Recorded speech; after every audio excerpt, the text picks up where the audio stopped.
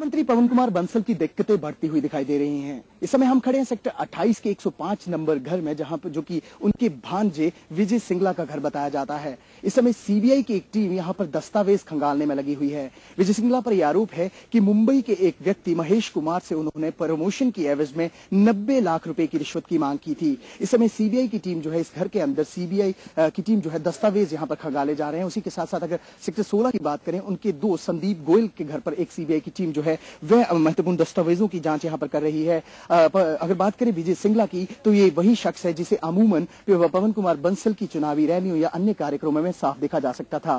पेशे से एक उद्यमी, और अगर इंडस्ट्रियल एरिया फेज 1 की बात करें तो एक मॉल में भी उनकी भागीदारी बताई जा रही है। इसी के साथ साथ जिस तरह से रिश्वत लेने के आरोप उन पर लगे हैं, कहीं ना कहीं 2014 के लोकसभा चुनावों में पवन कुमार बंसल को इसका खामियाजा भुगतना पड़ सकता है। कैमरा प्रदीप शर्मा के साथ Vipin Parmar, India news, Chandigarh.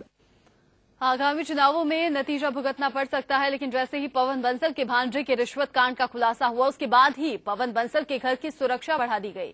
Police ने बैरिकेडिंग लगाकर घर के सामने सुरक्षा बढ़ा दी। यहां तक कि पुलिस ने मीडिया को भी यहां से दूर रखा।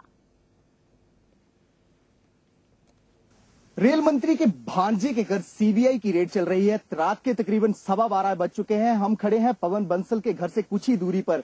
खौफ साफ देखा जा सकता है। पवन बंसल के घर के बाहर बैरिकेडिंग कर दी गई है। चंडीगढ़ पुलिस के कर्मचारियों को यहां पर तैनाती की गई है। किसी भी तरह की मीडिया को अंदर जाने की कोई भी तरह की अनुमति यहां पर नहीं दी जा रही है। अगर बात करें जो विजय सिंगला की बात करें, भांजे माने जाते हैं पवन कुमार बंसल के, महेश कुमार नामक व्यक्ति से 90 लाख की रिश्वत उनके द्वारा मांगी गई थी प्रमोशन को लेकर। वहीं बीजेपी की बात करें तो अगर संसद में भी उनको घेराव की बात कही गई है। साथ ही साथ इस्तीफे की मांग पवन कुमार बंसल की जा रही है। आरोप लगाए गए हैं पूर्व सांसद सतपाल जैन के द्वारा कि पवन कुमार बंसल न केवल इस पूरे प्रकरण में शामिल है, बल्कि कई और ऐसी चीजें हैं जिनमें पवन कुमार बंसल का नाम विजय सिंगला के साथ जोड़कर देखा जाए तो उसकी जांच जरूर करवाई जानी चाहिए। जिससे साफ होता है कि कहीं ना कहीं पवन कुमार बंसल, जो कि रेल मंत्री है देश के, उनकी दिक्कतें बढ़ती हुई दिखाई दे रही हैं। कैमरामैन प्रदीप शर्मा के साथ विपिन परमार, इंडिया न्यूज, चंडीगढ़। और इस खबर पर और ज्यादा अपडेट के लिए रुक करेंगे। हमारे संवाददाता विपिन परमार हमारे साथ जुड़ गए हैं। विपिन, देर रात हमने देखा कार्रवाई किस तरह से हुई, लेकिन फिलहाल ताजा अपडेट क्या कुछ मिल पा रहा है? क्या अभी तक जिस तरह से आरोप लगे हैं उनको लेकर सबूत कुछ मिल पाए क्या?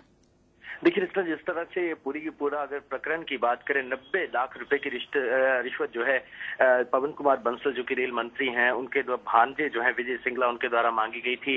प्रमोशन को लेकर ये पैसा मांगा गया था। तकरीबन 2 करोड़ रुपए में ये डील हुई थी और 90 लाख की अदायगी जो है वो चंडीगढ़ में होनी थी विजय सिंगला को, जिसको देखते हुए अगर बात करें महेश कुमार नामक इस व्यक्ति को जो है, जो कि रेलवे में ही कार्यरत है, उसको गिरफ्तार किया गया था एयरपोर्ट पर।